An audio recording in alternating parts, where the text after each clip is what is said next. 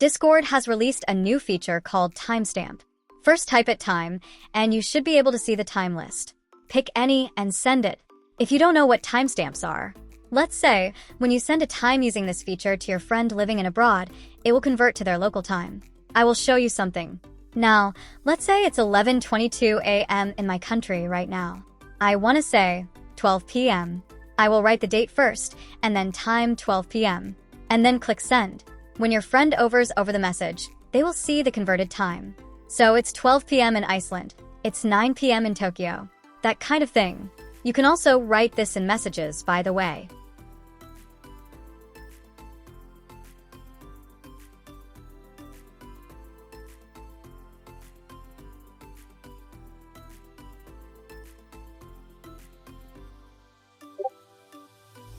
So, yeah, this was the timestamp feature. If you don't understand, join my server.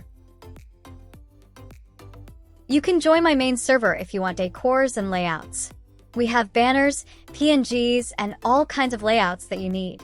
My main server is also for mental health and Genshin. When you click the join link, fill out a form explaining why you have joined us.